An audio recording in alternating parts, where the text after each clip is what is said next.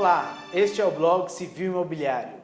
No vídeo de hoje eu tenho a grande satisfação de entrevistar uma grande advogada, professora Maia Garcia, especializada em direito imobiliário, consultora em negócios imobiliários de multipropriedade. Ela tem muito conhecimento prático, possui empresas de multipropriedade e para mim é uma grande honra poder entrevistá-la na data de hoje. Maia, muito obrigado por participar deste vlog. Para mim é um grande prazer. Obrigada a você.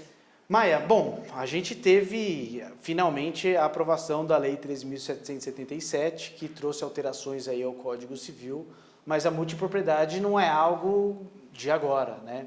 Nada de agora. Explica um pouquinho pra gente a história da multipropriedade. A multipropriedade ela chegou no Brasil, na verdade, através do meu pai, curiosamente. Meu pai trouxe a multipropriedade dos Estados Unidos para o Brasil em 1984, através de um empreendimento no litoral norte de São Paulo, que era voltado para a classe médica do interior de São Paulo. E que existe até hoje. E que existe até hoje. É o empreendimento mais antigo e o mais longevo do Brasil e da América do Sul. Ele ainda está em atividade, hoje não mais com médicos, né? Até porque as outras gerações vêm a tomar outros caminhos.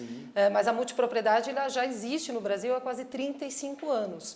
Então, a ideia de que o negócio ele veio com a lei, ele é um pouco equivocado, né? Na verdade, esse negócio já existia, já era uma demanda, o compartilhamento de imóveis já era uma necessidade, já era uma realidade que estava batendo a porta, e a lei veio exatamente para responder a uma demanda que já estava muito urgente de ser regulada. Imagina o desafio, porque se isso já existe há quase 35 anos, eu sou de 83, o empreendimento é de 84, se já existe há tanto tempo a ausência do Código Civil, imagina a dificuldade que vocês tinham para registrar eventualmente. Muita. Nós tínhamos muita dificuldade, nós tivemos, graças a Deus, uma estruturação documental e jurídica muito boa, que, aliás, foi pega como referência não só no Brasil, como em países sul-americanos como Argentina, Chile, Uruguai. Eles pegaram o modelo do Canto Sul, que foi o primeiro do Brasil, exatamente para poder tomar como exemplo para eles fazerem as próprias estruturações. Certo. Mas, sem dúvida, ainda era uma grande dificuldade, Alexandre, porque a gente teve que bater muito na jurisprudência e tentar, antes de mais nada, tentar convencer o judiciário o que era o business,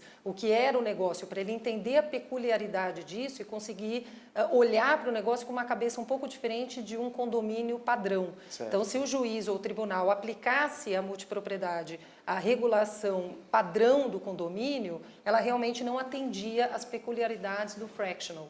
Então, eu acho que a jurisprudência ela foi, aos poucos, entendendo melhor o negócio e aí, com isso, automaticamente dando decisões um pouco mais lúcidas e um pouco mais atuais para as nossas necessidades. A gente pode dizer que a lei, a 13.777, ela basicamente já é uma somatória de um entendimento que foi sendo construído ao longo dos anos? Sem dúvida. O Canto Sul ele abriu 80% da jurisprudência no país. Tá. E por que isso? Não porque ele tinha uma expertise maior, mas porque ele era mais antigo. Certo. Então é razoável que ele tenha aberto questões novas que outros, né, que estavam surgindo naquele momento, não estavam experimentando. Certo. Então, sem dúvida, a lei, ela, como tudo no Brasil, né, nenhuma lei chega a ser tão revolucionária, ela acaba sendo um pouco uma compilação de uma jurisprudência que já estava existindo. Era uma jurisprudência tímida, ainda era uma jurisprudência pequena, até porque o desenvolvimento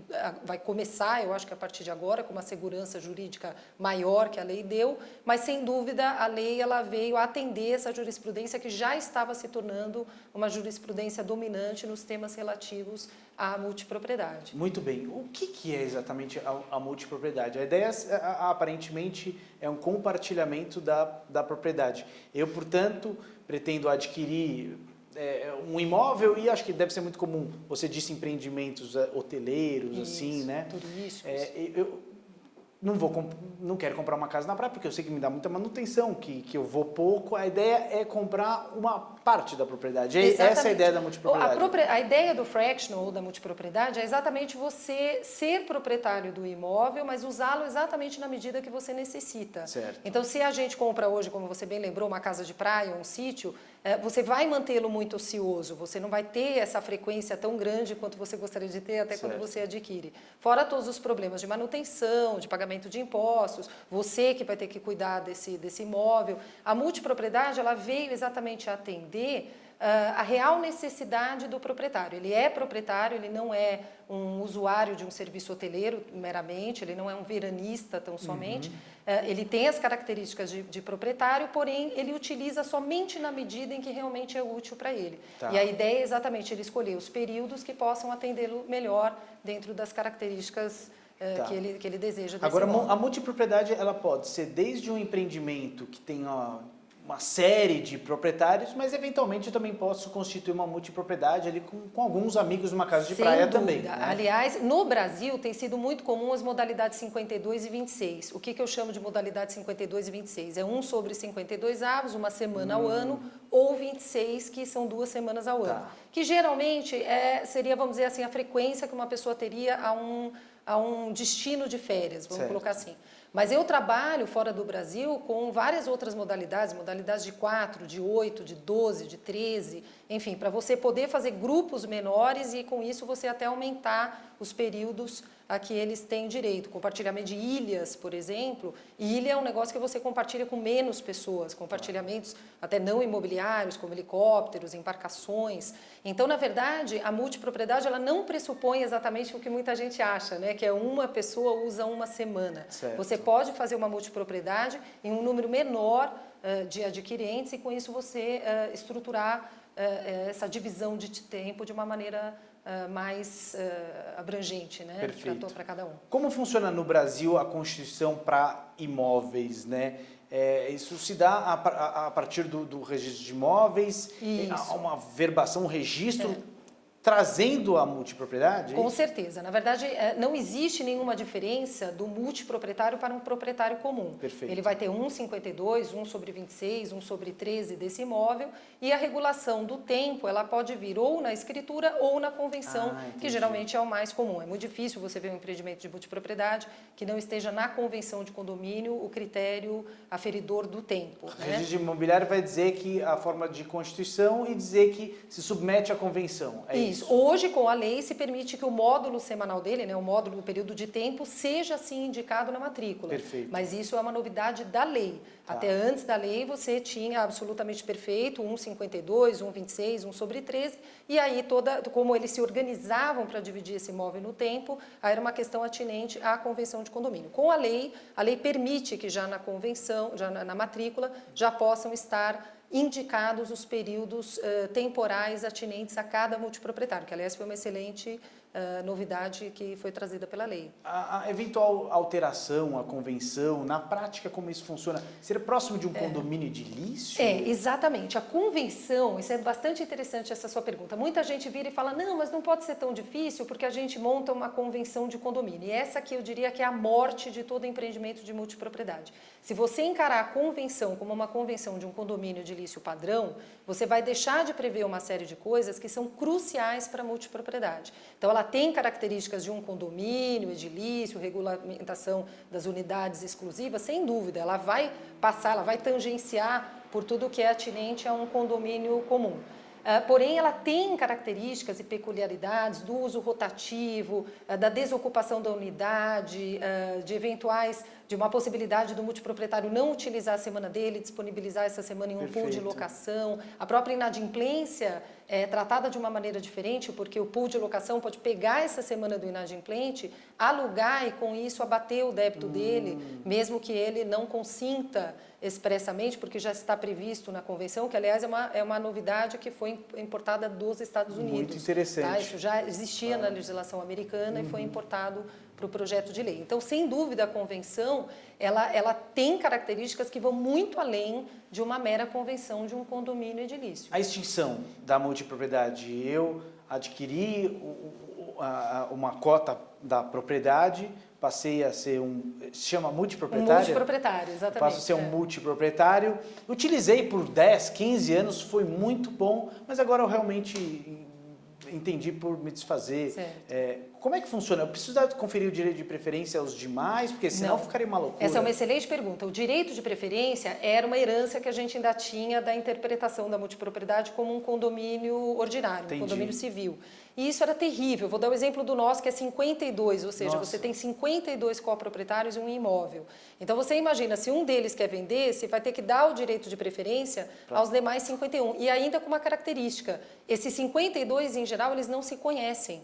Por quê? Embora eles sejam condôminos e coproprietários da mesma residência, cada um ele se atribuiu a um período. Então, na imensa maioria das vezes, eles não se conhecem entre si.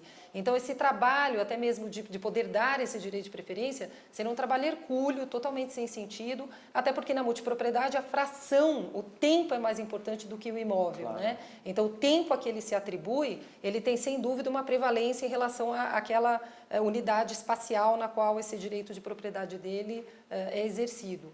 Então, o direito de preferência ele não fazia menor sentido na multipropriedade e foi outro grande acerto da lei que cortou o direito de preferência, não só no caso de alienação, como no caso de arrematação também. Ou seja, eu tá? posso vender para terceiro diretamente. Absolutamente independente. Você não precisa, você é dono da sua fração. A sua fração ela é uma propriedade independente, você não precisa dar direito de preferência, consultar os outros proprietários dessa unidade, porque realmente o que interessa para você é só aquela unidade no tempo que você se atribuiu. Perfeito.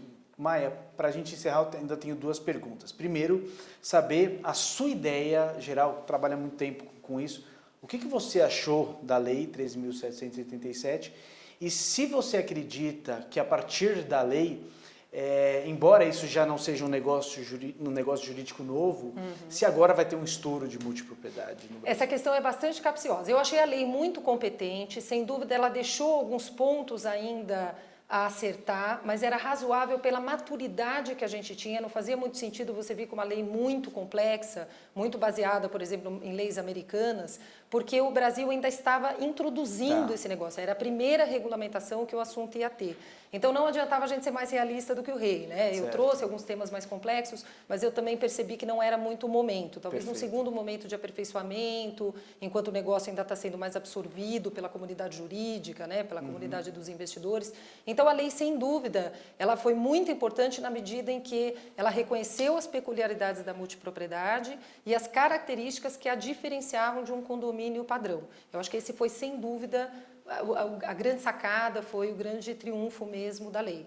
Se isso vai trazer investimentos, aí só o futuro irá dizer. Eu acho que a lei, sem dúvida, vai ser o primeiro passo para isso, porque era muito difícil você trazer um investidor estrangeiro sem que você estivesse na ausência de uma legislação. Quer dizer, se o tema não era sequer regulamentado, o risco, né, de cair em comarcas muito menores, muito pequenininhas, que era onde eram os empreendimentos turísticos, e pegar um juiz local inexperiente, que não sabia o que era isso, que não sabia onde se pautar. Tentava levar para um outro regime.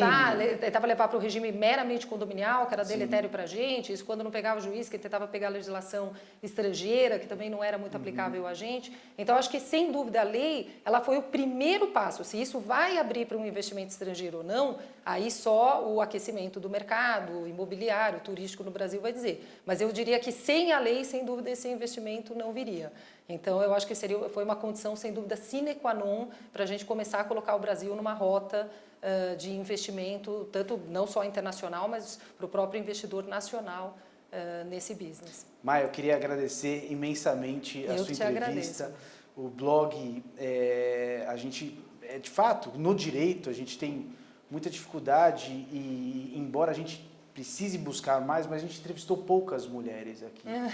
E pra gente, eu fico muito feliz em poder entrevistar. Você deu um show aqui, conhece tudo sobre multipropriedade e eu agradeço imensamente a sua gentileza de vir até aqui. Eu que te agradeço, Ale. Para mim é sempre um prazer muito grande estar com você, conversar com você e principalmente dividir esse tema aí que é de suma importância, né? Que de novo não tem nada, mas que é sempre bom a gente estar trazendo aí para o conhecimento de todos. Muito obrigado. Bom, obrigado. Obrigado a todos. Essa foi Maia Garcia.